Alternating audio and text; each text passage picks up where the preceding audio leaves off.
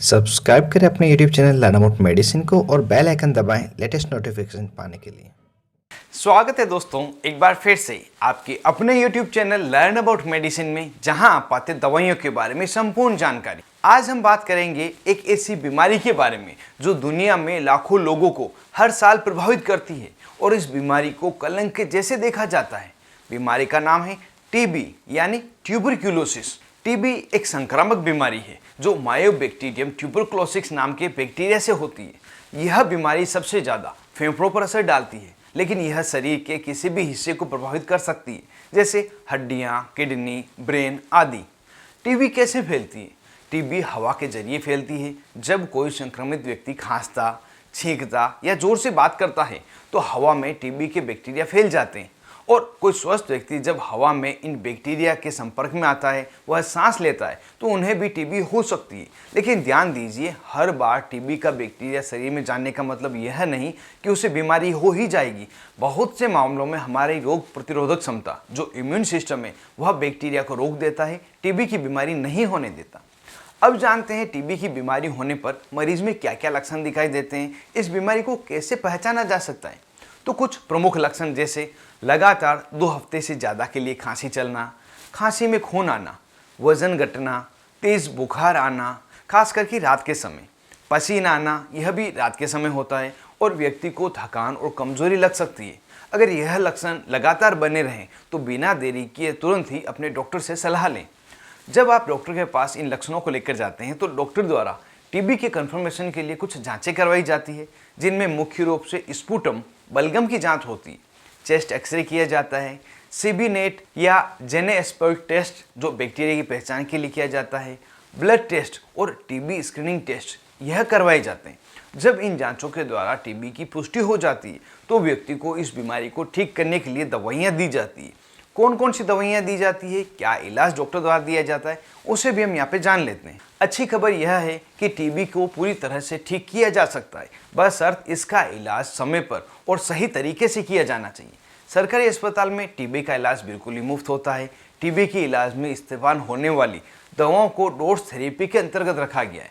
इस समय लगातार 6 महीने तक प्रतिदिन दवा दी जाती है, और कुछ मरीजों को यह समय 6 महीने से ज़्यादा भी हो सकता है। दवाइयाँ छोड़ना या बीच में बंद करना बहुत ही खतरनाक हो सकता है, क्योंकि इससे drug resistant TB MDR TB हो सकती है, जिसका इलाज बहुत ही मुश्किल है। इस कारण से जो दवाइयाँ आपको सरकारी अस्पताल से दी जा रही है उसको बिना भूले लगातार लें। यहाँ पर हम सरकारी अस्पताल में दी जाने वाली दवाओं को डिटेल में नहीं जानेंगे, क्योंकि यह समय समय पर अलग अलग पैकेजिंग में आती रहती है, जिससे इस वीडियो को देखने के बाद आपको कुछ कन्फ्यूजन हो सकता है।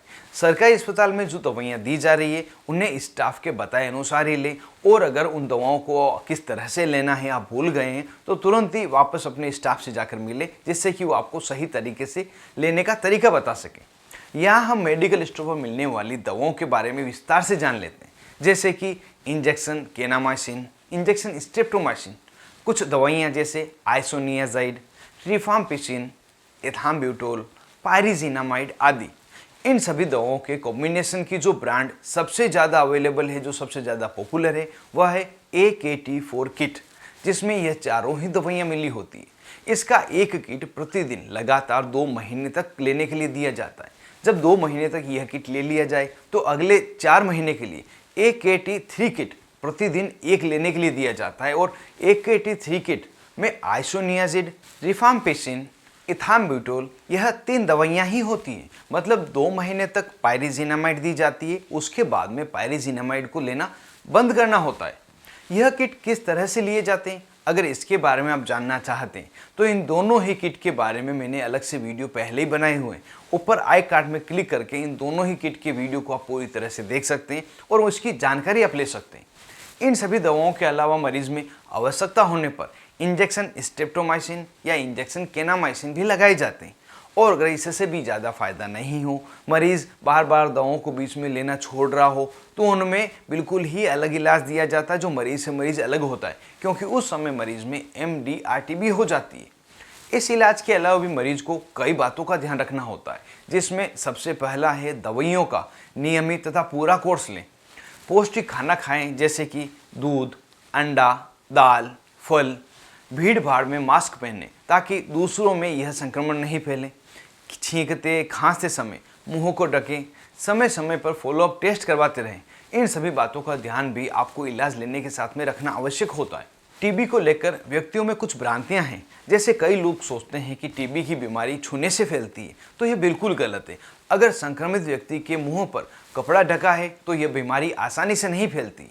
यह बीमारी उस समय फैलती है जब व्यक्ति लंबे समय तक संक्रमित व्यक्ति के साथ में एक ही जगह पर रहे, खासकर बंद कमरे में। अगर आपको या आपके आसपास किसी को टीबी के लक्षण दिखाई दे तो डरिए मत, जांच करवाइए और इलाज शुरू कीजिए। तो यह पूरी जानकारी थी टीबी ट्यूबरकुलोसिस के बारे में। यदि यह जानकारी आपको मददगार लगी हो तो इस वीडियो को लाइक करें और ज़्यादा से ज़्यादा इसको शेयर करें, जिससे कि ये किसी और के भी काम आ सके। साथ ही अगर आप ऐसी ही बीमारियों तथा दवाओं से जुड़े महत्वपूर्ण वीडियो देखना चाहते हैं तो लर्न अबाउट मेडिसिन चैनल को सब्सक्राइब करना नहीं भूलें। साथ ही सब्सक्राइब करने के साथ बेल आइकन जरूर दबाएं। अगर आप बेल आइकन नहीं दबाते हैं तो आपको नोटिफिकेशन नहीं आएंगे और कोई भी वीडियो आप नहीं देख पाएंगे। आज के इस वीडियो में बस इतना ही। मिलते हैं अगले वीडियो में नई दवा नए टॉपिक के साथ में। तब तक के लिए स्वस्थ रहें और मस्त रहें।